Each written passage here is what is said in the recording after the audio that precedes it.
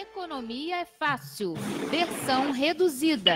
Apresentação, Almir Cesar Filho. Muito bom dia, meu amigo Almir Cesar Filho. Bom dia, meu amigo Antônio de Pádua Figueiredo. Bom dia, meus amigos, ouvintes do Boletim Censura Livre.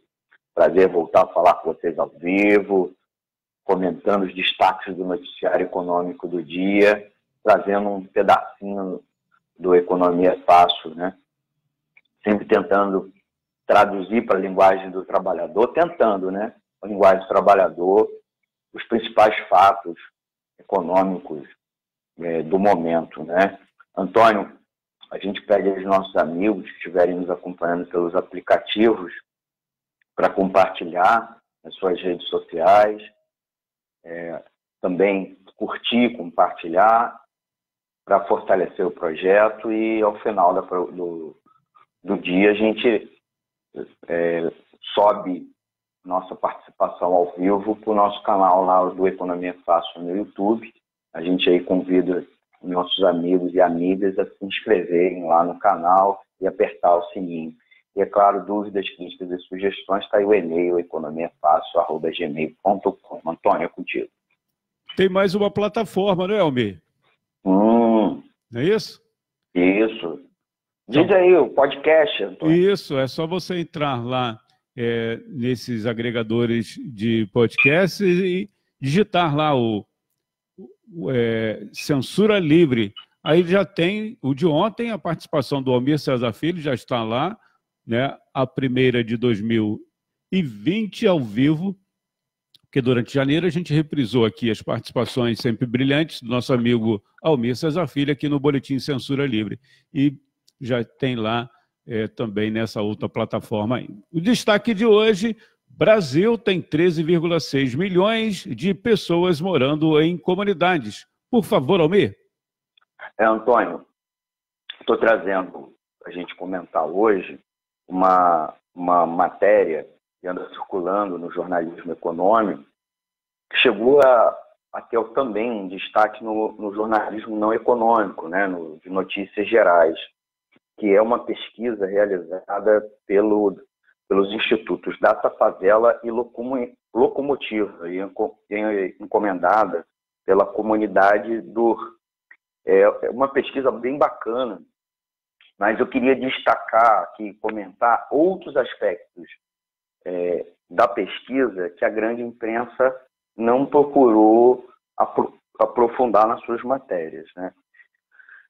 A matéria em si é que os moradores de favela, né, as ditas comunidades, né, antigamente a gente chamava também de comunidades carentes, embora o termo técnico frequentemente usado na área de economia, na área de sociologia e especialmente urbanismo, assentamentos precários, né?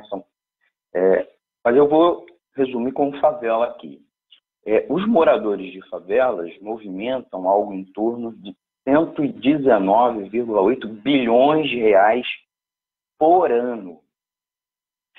E o Rio de Janeiro é o único estado do Sudeste com mais de 10% da população vivendo em favelas. Isso é bem duro, mas são os dados da pesquisa que a gente precisa falar, né? O Brasil tem 13,6 milhões de pessoas morando em favelas e seus moradores movimentam 119,8 bilhões de reais por ano, que é uma quantia considerável, né? Uma parte importante do PIB brasileiro, né? A soma de todas as riquezas do país. As favelas movimentam um volume de renda maior que 20 das 27 unidades da federação. Os dados são da pesquisa Economia das Favelas, Renda e Consumo das Favelas Brasileiras, desenvolvida pelos institutos Datafavela e Locomotiva e encomendado pela comunidade DOR. Os favelados, segundo, né, os pesquisadores, são considerados empreendedores natos. A gente vai conversar um pouco sobre isso. Essa pesquisa, segundo também os representantes dos organizadores da pesquisa, comprovaria isso. E, obviamente, é preciso que a sociedade reconheça a potência econômica e social desses territórios e, cada vez mais, gere oportunidade para seus moradores desenvolverem suas habilidades e criatividade. Essas, inclusive, são algumas das palavras mencionadas pelo Celso Ataíde, o CEO do Favela Holding e fundador do Data Favela. Já para o presidente do Instituto Locomotiva, o Renato Meirelles, há poucos dados sobre a realidade desse território e das oportunidades que existem neles. Muitas vezes as pessoas enxergam a favela só como o território da violência e tendem a generalizar a favela só pelas questões negativas, como a falta de segurança. A grande favela, o que existe, a grande fala, né, o que existe na favela é a falta de oportunidade. Essa falta de oportunidade se alimenta o preconceito que os moradores da favela, que os moradores do asfalto têm da favela, acaba criando barreiras para que esse mercado consumidor consiga atingir produtos de boa qualidade e eles tenham boas oportunidades no mercado de trabalho, disse, né, o Renato Meirelles. Chama atenção algumas coisas, né? Obviamente que o viés da pesquisa, ou pelo menos das conclusões das pesquisas, visa muito mais chamar a atenção, analisar e chamar a atenção para o potencial econômico da favela como um mercado de trabalho, como um mercado consumidor. Então, sem dúvida nenhuma, um viés pró-mercado, né? Mesmo que seja por uma ótica das comunidades, né? desse tipo de território. Mas é nítido isso, né? Mas, para um viés nosso, aqui do Economia Fácil e da Web Rádio Censura Livre, também é interessante a gente analisar os dados apresentados pela pesquisa. Por exemplo, o levantamento revela que 89% dos moradores de favela estão em capitais de região metropolitana. Então, a favela é um tipo de organização territorial metropolitana. O Rio de Janeiro é o único estado da região sudeste com mais de 10% da população vivendo em favelas. Então, isso chama atenção e pode explicar, inclusive, o poder que o crime organizado, as facções do crime, sejam as facções do narcotráfico, como as milícias, têm sobre o território do Rio de Janeiro. Então, porque um contingente populacional muito grande está, né, em favelas. Então, obviamente, explica o peso que a criminalidade e do que controla esse tipo de território tem sobre o conjunto da população, inclusive para além, né, da própria comunidade, porque uma parte considerável da população do Rio de Janeiro mora em comunidades. Então, esse é um outro fato para a gente destacar. Outra coisa, as regiões Norte e Nordeste registraram o maior percentual de pessoas vivendo em favelas. Então, elas de 5% a 10%. Os estados da Amazonas, Pará, Maranhão e Pernambuco têm mais de 10% da população vivendo em favelas. Então, a favela não é só um fenômeno do Sul-Sudeste. Muito pelo contrário.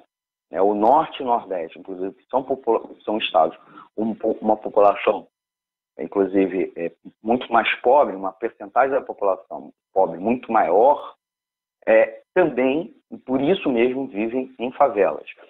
E podem explicar, inclusive, essa ascensão do crime organizado ligado ao narcotráfico, ligado ao controle de território, né, muito grande no Norte e Nordeste nos últimos anos, porque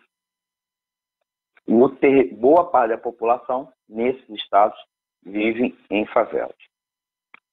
O levantamento revela que os moradores estão otimistas com suas vidas pessoais para o ano de 2020. 80% estão otimistas com a vida financeira, 80% com saúde, 84% com a vida familiar, 76% com a vida profissional, 72% com a vida amorosa e 71% com a vida física. É uma população otimista, apesar, muitas vezes, de viver em comunidades precárias e com problemas de renda. Elas são pessoas otimistas. E o otimismo é um traço muito grande do brasileiro em geral, né? Mesmo nos últimos anos, em outras pesquisas mostrando o quanto o otimismo diminuiu no conjunto da população brasileira, nas comunidades ele é francamente majoritário. No entanto, segundo os dados, eles têm uma visão pessimista, esses mesmos moradores de favela têm uma visão pessimista com o país quando consideram a dimensão pública. 43% responderam que o governo vai piorar. Olha só, apesar de toda a popularidade, mesmo declinante, né, e com uma avaliação muito negativa do governo Bolsonaro, né, a avaliação dos moradores de favela é que o governo brasileiro vai piorar em 2020. 39% acreditam que a segurança pública vai piorar e 38% avaliam que a saúde pública também vai piorar. Então, esse otimismo não chega à dimensão pública, é muito mais na dimensão privada. Então, inclusive, de acordo com o estudo, o otimismo dos moradores de favela com suas vidas pode ser explicado pela crença no seu esforço pessoal. Então, é um otimismo calcado no quê? Pé na tábua. Vamos sobreviver. Depende de mim. Né? De certa maneira, até um aspecto um pouco individualista, né? Na qual as pessoas chamam para si a responsabilidade.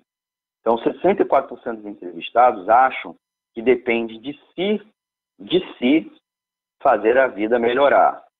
Outros 13% atribuem a Deus, fé ou igreja a contribuição para a melhoria de vida e 10% atribuem à família. Apenas 5% dos entrevistados responderam que o governo federal e o presidente podem contribuir para a vida melhorar e 1% atribuiu a responsabilidade ao prefeito da sua cidade. Então vocês veem que é um otimismo individual calcado na responsabilidade de si para si.